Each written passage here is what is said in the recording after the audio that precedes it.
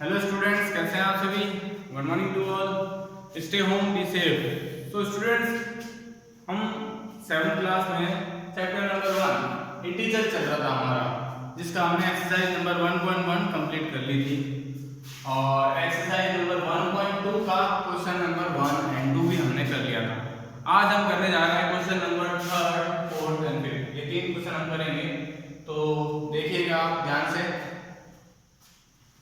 Question number 3 है verify the following.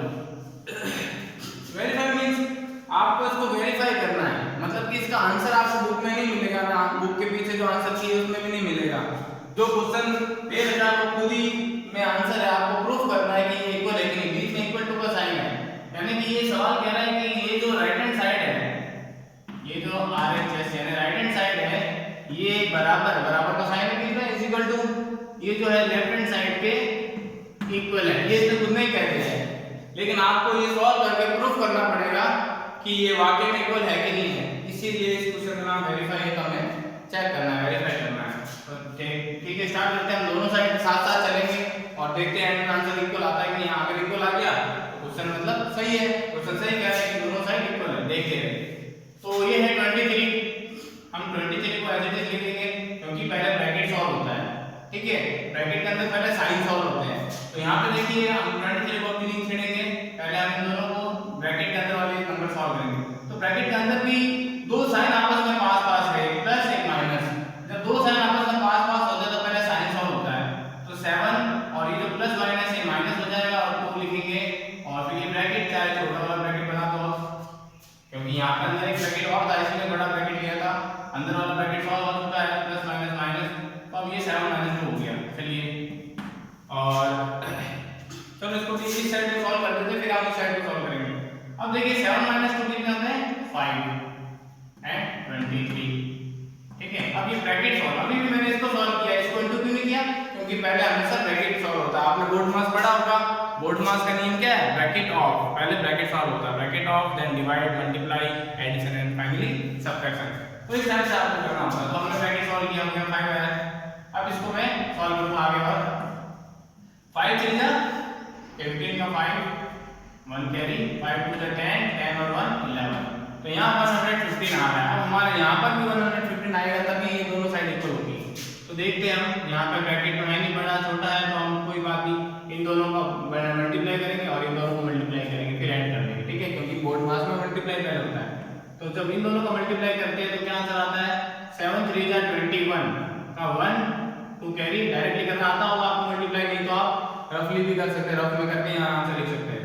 7 3 जा 21 का 1 2 कैरी, 7 2 जा 14 14 प्लस 2 16 161 आ रहा है। इन दोनों का multiply then plus sign plus use करेंगे। अब इन दोनों का मल्टीप्लिकेशन कितना होता है 23 2 जा 46, लेकिन आप नहीं आता तो एक एक करके नेम कर सकते हैं। 2 3 जा 6 2 2 जा 4। अच्छा, अब यहाँ पे हमने प्लस तो इसका ले लिया, लेकिन यहाँ ये नंबर देखा जाए तो ये नंबर आपस में क्या है, ये साइन मैं भी नहीं लगाऊंगा। अगर मैं ये लगाता भी हूँ तो देखिए ये नंबर प्लस का था, ये माइनस का था, तो इन दोनों का आंसर का रिजल्ट क्या होगा, प्लस माइनस माइनस होगा। तो ये 46 जो है इसका है माइनस का आएगा 46, ठीक है। ये प्लस तो मैंने ये वाला यूज किया है, पर इन दोनों का जो आंसर आया उसमें अगर दो साइड में से एक साइड से अलग हो, साइन माइनस हो, तो माइनस का आंसर रहता है मल्टीप्लाई में, ठीक है। अब हम पहले क्या करेंगे, पहले साइन सोल्व कर देंगे। 161 को रहने देंगे, दोनों साइन पास पास हो गए तो हम साइन सोल्व करते हैं। प्लस माइनस माइनस बन गया 46। अब 161 में से 46 माइनस करते हैं तो 1 से तो फिर ज्यादा नहीं है, हम इसको 11 बना देंगे। 11 में से 6 गए 5, यहाँ बचे कितने 5 में से 4 गए 1, और यहाँ कुछ है नहीं तो 1 का 1। तो यहाँ पे भी 115 आ रहा है, यहाँ पे भी 115 आ रहा है। इसका मतलब क्वेश्चन सही था, हमने वेरीफाई कर दिया कि जो RHS है या अच्छा, इसको मैंने यहाँ राइट हैंड साइड इसको लिख देते हैं, है ना, क्योंकि ये राइट हैंड साइड है, इसको हम LHS कह देते हैं, उससे कोई फर्क नहीं पड़ता LHS आगे तक। तो हम फाइनली कह देंगे कि LHS is equal to RHS, यानी left hand side right hand side both are equal. तो ये हमारा वेरीफाई हो गया, ठीक है। इस तरह से वेरीफाई करते हैं। तो इसके अंदर एक क्वेश्चन और है, सेकंड पार्ट में आपका होमवर्क है, आप भी करिए, ट्राई कीजिए, कैसा होता है या नहीं होता है मुझे बताइए। क्वेश्चन नंबर 4 देखिए, determine the integer whose product with -1 is. देखिए मैथमेटिक्स में लैंग्वेज समझना बहुत जरूरी है। समझ पाएंगे कि क्वेश्चन क्या रहा है और करना क्या है, तो आप कैसे करेंगे। इस वजह से ही कई बच्चे अपने हिसाब से करते हैं और वो गलती कर देते हैं। हमेशा पहले क्वेश्चन ध्यान से पढ़िए और उसको समझिए। Determine the integer whose product with, ये कह रहे हैं कि ऐसा नंबर जिससे प्रोडक्ट जो आंसर आएगा -1 की मदद से, विद -1, तो -1 से हम अगर इंटू करते हैं तो उसका आंसर जो आएगा वो ये, जो भी आपको ऑप्शन दे रखे, जैसे ऑप्शन दे रखा है 23, 40, -47, 0, तो कौन सा इंटीजर है जिसका जो प्रोडक्ट है वो ये आएगा, -1 से इंटू करना है, तो हमें आंसर 23 बनाना है। मतलब तो 23 बनाने के लिए मैं -1 को किससे इंटू करूंगा, आपको पता है 23 किसके टेबल में आता है, 23 को अगर सपोज 1 से करना है तो 23 होता है, 23 होता है, तो यानी कि इस 1 को मुझे इंटू 23 से ही करना पड़ेगा, तभी 23 आएगा। लेकिन अगर हमें बोला क्या है, -1 बोला है, 1 नहीं, तो अगर मैं 23 को 1 से इंटू करता हूं तो 23 आता है, लेकिन 23 को -1 से इंटू करता हूं तो माइनस का 23 आएगा। और हमें लाना क्या है, जो क्वेश्चन दे रखा है 23 प्लस का लाना है, तो प्लस का लाने के लिए हम क्या करेंगे, आपको मैंने साइड में समझाया था, माइनस माइनस प्लस होता है, तो एक माइनस तो यहाँ ऑलरेडी है, इसको हटा नहीं सकते क्योंकि क्वेश्चन में दिया है, तो हम 23 को भी माइनस का बना देंगे, तो हमने 23 पे भी माइनस दे दिया। अब 23 1 23 हो रहा है और माइनस प्लस हो रहा है, तो हमारा आंसर आ गया। हमारा आंसर क्या था कि -1 को किससे मल्टीप्लाई करना है, -23 से, तो ये हमारा आंसर है। हमारा आंसर क्या होगा इसका, -23 इज आवर आंसर, हमारा आंसर -23। इसी तरह से आपको अगले वाला का समझा देता हूं, वो करना आपको खुद ही है, फिर भी -47 है, तो -47 -1 से इंटू करेंगे हम, किसको इंटू करेंगे कि -47 आंसर आ जाए, तो 147 जब 47 होता है, सेम ही बात है अभी जो हमने किया उसकी तरह ही है।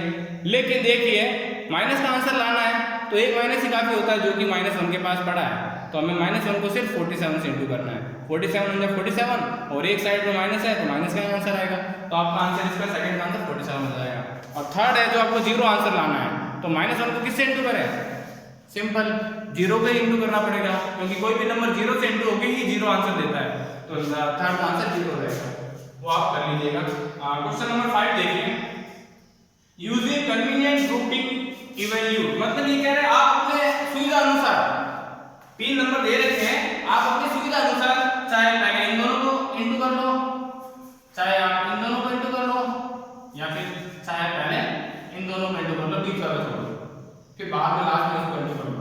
तो आपको पता होना चाहिए कि मेरे को किस टाइप से इंटू करूं जो मेरे को आसानी से आंसर मिल जाए। अगर मैं इसको इंटू करता हूं 25 इंटू 31 तो थोड़ा टाइम लगेगा, शायद 31 को तो भी शायद इंटू करेंगे।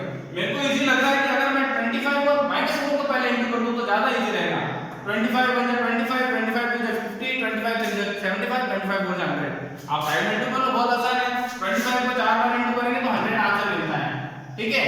ये प्लस का है, ये माइनस का था, तो ये 100 जो है माइनस का आएगा, ठीक है। अब ये आगे है तो हम ब्रैकेट में लिखने की आवश्यकता है, अगर पीछे होता तो माइनस ब्रैकेट में लेते। अब मैंने इन दो नंबर को आपस में मल्टीप्लाई कर दिया है, ये मैं लाइन मिटा रहा ताकि आप कंफ्यूज ना हो, तो मैंने 25 इन दोनों को मल्टीप्लाई किया, बचा तो 31 हम ऐसे ही लिख देंगे।